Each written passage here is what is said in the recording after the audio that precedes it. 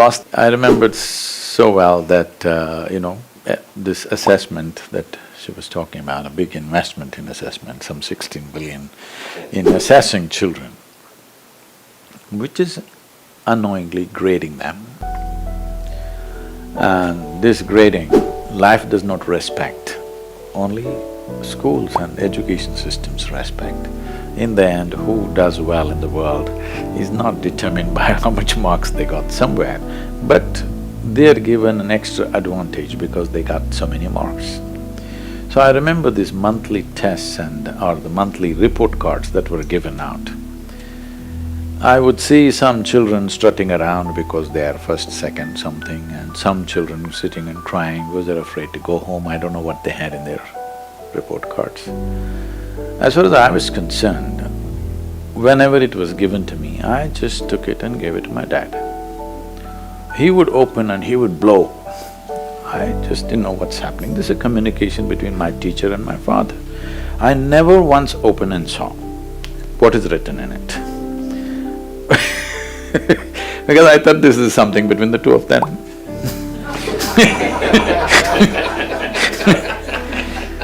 Because as far as I was concerned, every test paper I always gave it empty. Didn't write a word on it, or I doodled something. If they insisted, I wrote my name, otherwise I wouldn't write that either. And every time I would change the spelling of my name. Okay? Because the Germans pronounce J as A or Y. So my name starts with J. For some time I wrote it with Y, sometimes I wrote it with W. I tried all kinds of spellings. They said, according to English language, they said a proper noun can be spelled any way you want it. So every test paper, I spelt it differently, as I felt like it. Why I'm saying this is, and when the final test or exam came that I have to go to the next class, my concern was I don't want to be left behind with junior students, I want to go with my friends. So I always passed that one. So people always wondered, is 6 zeros in every test, how do you get to pass this one? I wrote my paper only for 35 marks, which is passing mark. Right through my education, half an hour bell, till half an hour bell in India you can't get up and leave. I'm just waiting for the 30-minute bell. The moment the bell rings, I'll get up and leave. Because by then I've written and I've calculated, I'm getting 37, 36, I'm done, I'm out. Always, if you look at my report cards right through, everything is 35, 36, 37, 35, 36, 37, all subjects. Teachers would beg me, you may know something else, please sit down and write. I said, that's not the point, I got 35. I'm moving to the next class and that's all that matters to me. That's the only concern, that I don't want to be left with younger children. I want to move with my friends. Except for that, I had no interest in anything. This doesn't mean I had no interest in anything at all. I paid enormous attention to every detail of what's around me, with which I developed a certain sense of geometry about everything. By the time I come to 8th standard, my mathematics paper was divided like this. It is 30 marks for geometry, 30 for arithmetic and the remaining for algebra.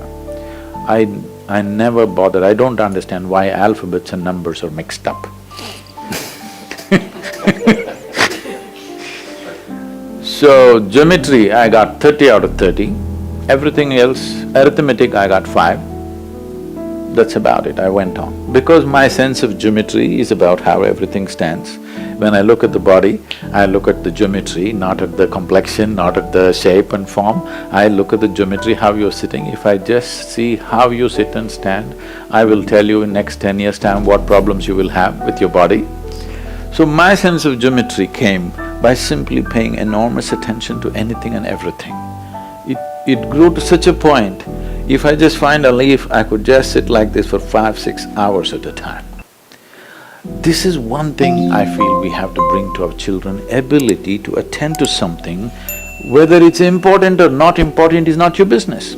My father, being a very high-level academic excellence in his life, being a physician, supposed to be a very strict disciplinarian, which unfortunately or fortunately didn't work on me. Every day, evening 7 o'clock, 9 o'clock, we are supposed to read our textbooks, however uninteresting they are, it doesn't matter. So I would open the book like this. I find a little speck on the paper. This speck would absorb me for the next 2 hours. Without reading a single alphabet, I would sit like this for 2 hours. I wouldn't read a single alphabet on the book, but I would not be looking here and there. I'm totally with the tiny little speck on the paper. I'm saying, this is a big mistake we have done. As I said earlier, we have set strong opposites. This is important, this is not important.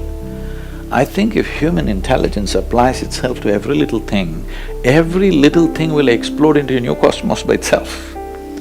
This is what a human being is here for, to enhance life in such a way that no other creature can do it.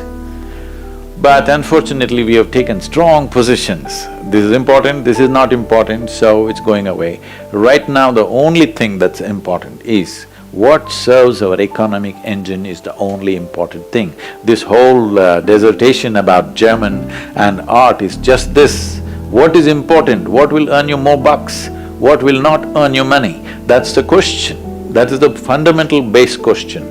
If we do not remove this from our education system, there will be no education, there will only be one more manufacturing unit.